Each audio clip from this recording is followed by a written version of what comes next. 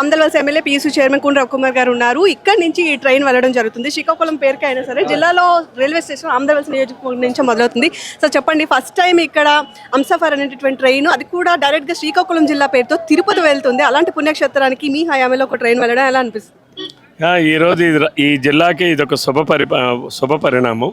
ఎందుకంటే ఇది చరిత్రలో నిలిచిపోయేటటువంటి రోజు.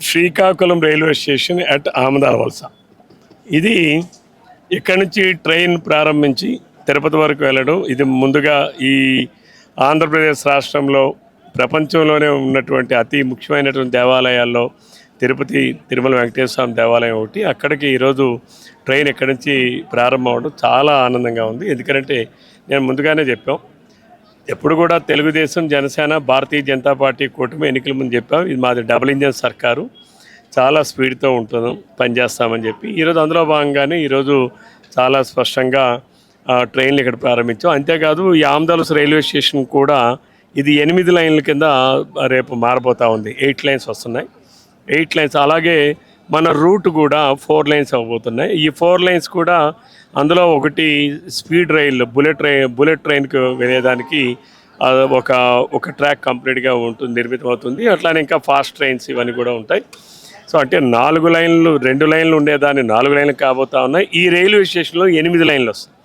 దానివల్ల ఏంటంటే రేపు రాబోయే రోజుల్లో ఆమదాలవలస రైల్వే స్టేషన్ కూడా ప్రగతి పదంలో నడుస్తుంది. ఈ ఒక్క ట్రైన్ ఇది ఈరోజు ప్రారంభం. రేపు ఈ ప్రారంభంనే దీనిని రేపు 8 లైన్ల రహదారిగా మార్చిన తర్వాత, 8 లైన్ రైల్వే స్టేషన్ మార్చిన తర్వాత అనేక ట్రైన్స్ ఇక్కడి నుంచే ప్రారంభమవుతాయి. దీనికి ఒక అవకాశాలు కూడా ఎక్కువగా ఉన్నాయి. ఎందుకంటే మనది జోను ఇప్పుడు విశాఖపట్నం జోన్. గతంలో ఈ శ్రీకాకుళం జిల్లాలో కొంత ప్రాంతం ఈస్ట్ కోస్ట్లో ఉండేది, కొంత ప్రాంతం విడిపోయి రాష్ట్రం ఏర్పడిన తర్వాత కొత్తగా వచ్చిన జోన్లో కొంత ప్రాంతం ఉంది. ఇప్పుడు మన కేంద్ర మంత్రి గారి కృషి వలన, మోడీ గారు, వైష్ణవ్ గారు, మా రైల్వే మంత్రి గారి తాలూకా వాళ్ళ సహకారం వలన ఈరోజు ఇచ్చాపురం నుంచి పలాస వరకు కూడా అన్ని రైల్వే స్టేషన్లు విశాఖపట్నం డివిజన్లోకి వచ్చాయి, అలాగే విశాఖపట్నం జోన్లోకి వచ్చాయి. కాబట్టి మనం ఈరోజు ఏ నిర్ణయాలు తీసుకున్నా సరే ఈ జోన్ పరిధిలో అనేక ప్రభావాలు ఉంటాయి. ఇచ్చాపురం టు హిందూపురం వరకు, లేదా ఇచ్చాపురం టు హైదరాబాద్ వరకు, లేదా ఇచ్చాపురం టు అంటే ఏదైనా ట్రైన్స్, లేదా ఆమదాలవలస నుంచి రేపు ప్రారంభించి ఇటుపక్క మన కాశీ, ప్రయాగ, ఈవెన్ అలహాబాద్ అటు కూడా ట్రైన్స్ వేసుకునే అవకాశం ఉంటుంది. అవన్నీ రావాలి అంటే రైల్వే స్టేషన్ విస్తరించబడాలి. ఎందుకంటే ఇక్కడ మెయింటెనెన్స్ డివిజన్ ఉండాలి. ఇక్కడ మెయింటెనెన్స్ డివిజన్ లేదు.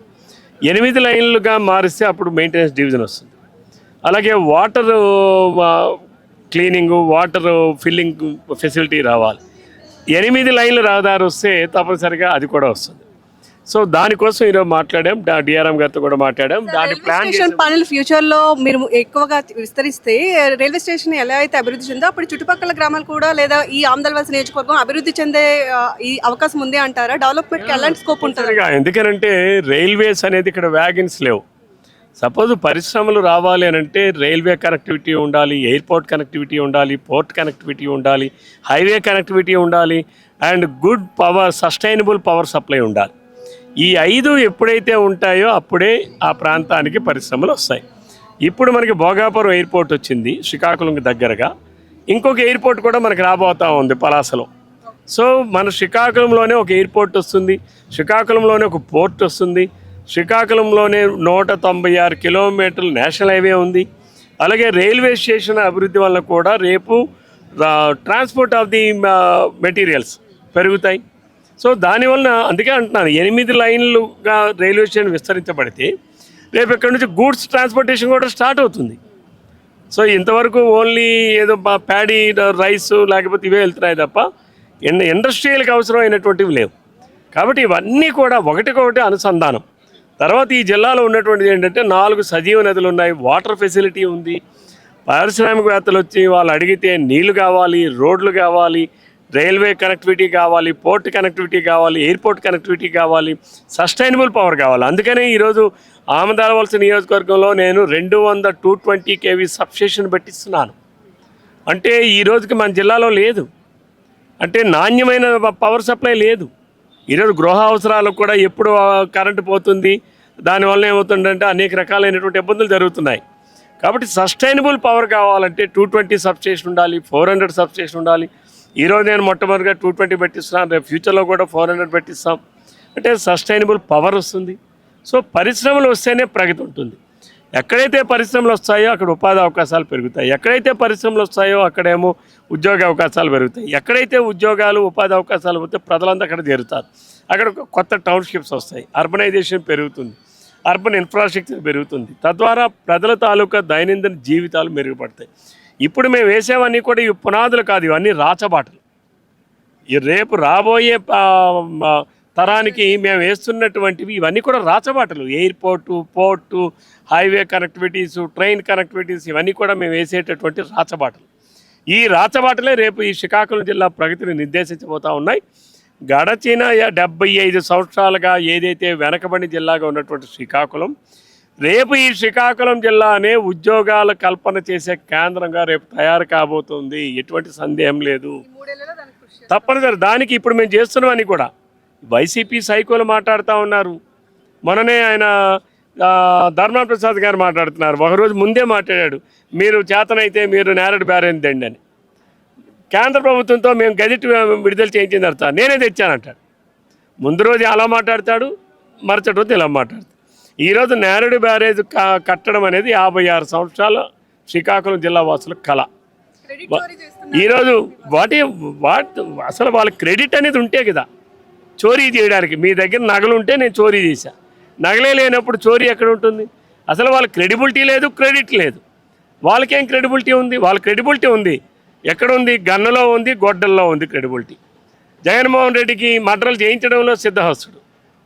తండ్రి మరణం వెనుక అనేక అనుమానాలు ఉన్నాయి, బాబాయ్ మర్డర్ వెనుక అనేక అనుమానాలు ఉన్నాయి, తల్లి చెల్లిని గెంటేసిన వెనుక అనేక అనుమానాలు ఉన్నాయి. జగన్మోహన్ రెడ్డి వాటికి సమాధానాలు చెప్పనండి. నేను ధైర్యంగా నేను అడుగుతా ఉన్నా జగన్మోహన్ రెడ్డిని, లేదు ధర్మా ప్రసాద్ని అడుగుతా ఉన్నా. మీరు ప్రజల్ని ఏదో మభ్యపెట్టాలంటే ఒక్కసారే మభ్యపెట్టగలరు. జగన్మోహన్ రెడ్డికి ఆ కాలం అయిపోయింది. ఈ గొడ్డలు రప్పాలు చూసే పరిస్థితి ప్రజల్లో లేదు. ప్రజలు చాలా హ్యాపీగా ఉన్నారు. ఒక పక్కన డబల్ సంక్షేమం చేస్తున్నాం, ఒక పక్కన డబల్ అభివృద్ధి చేస్తున్నాం. ఏ గ్రామాలకైనా వెళ్ళండి, ఏ ప్రాంతానికైనా వెళ్ళండి. ఈరోజు ఈ నియోజకవర్గంలో వితిన్ 2 years 2 సంవత్సరాల కాలంలోనే నేను ప్రజలు ఊహించినటువంటి పనులు చేస్తున్నాను. 40 గ్రామాలకు తారు రోడ్లు వేయించాను. ఇది not the credibility of the government. 40 గ్రామాలు ఎవరు ఊహించలే. కొన్ని గ్రామాలకైతే మాకు ఇలా రోడ్లు వస్తాయని మేము ఎప్పుడు ఊహించలేదండి అంట. That is the credibility of the party and credibility of the government and credibility of the Chandrababu Naidu and local MLA. What credibility they have?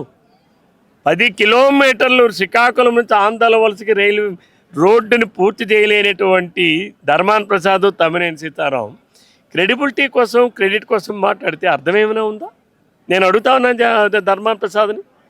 ఈరోజు మీరు శ్రీకాకుళం టు ఆంధ్ర వలస 10 నిమిషాల జర్నీ, గతంలో గంట జర్నీ. ప్రజలు గమనిస్తూ ఉన్నారు. చెప్పనండి ప్రజల్ని, రవికుమార్ జయించాడా, లేకపోతే ధర్మాన్ ప్రసాద్ జయించాడా, తమ్మినేని సీతారాం జయించాడా, వైసీపీ పార్టీ జయించిందా చెప్తా.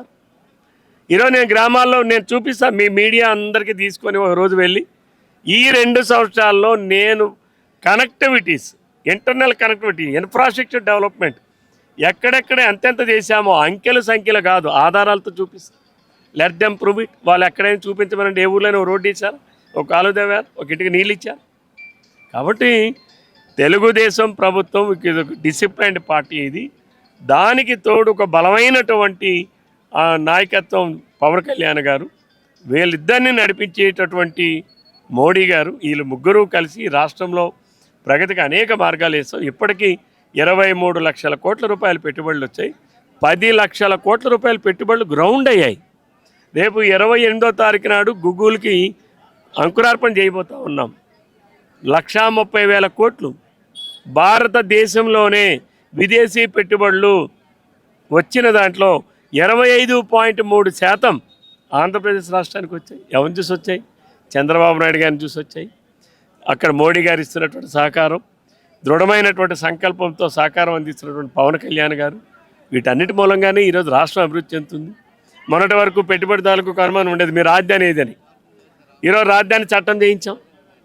ఈరోజు నేరడు బ్యారేజ్ గెజెట్ ఇప్పించాం. ఈ జిల్లాకి సంబంధించి అన్ని పనులు కూడా క్లియర్ చేస్తున్నాం. రేపు రాబోయే 1 year 1.5 yearలో నేరడు బ్యారేజ్ పూర్తి చేస్తాం. ఈ ప్రభుత్వంపై రాబోయే 3 సంవత్సరాల్లో నేరడు బ్యారేజ్ని పూర్తి చేస్తాం. వంశధార రిజర్వాయర్లో 19 టీఎంసీలు నీటిని నిలబెట్టేటటువంటి కార్యక్రమాన్ని రేపు తెలుగుదేశం, జనసేన, భారతీయ జనతా పార్టీ కూటమి ప్రభుత్వం చేయబోతా ఉన్నాం. ఇంకేం చేయాలి మేము? అన్నీ ఇక్కడ కనీసం గత 5 సంవత్సరాల్లో ఒక కాలంలో తట్టిడి మట్టి తీయలేనటువంటి అసమర్థులు వీళ్ళు మాట్లాడటం ఏంటి?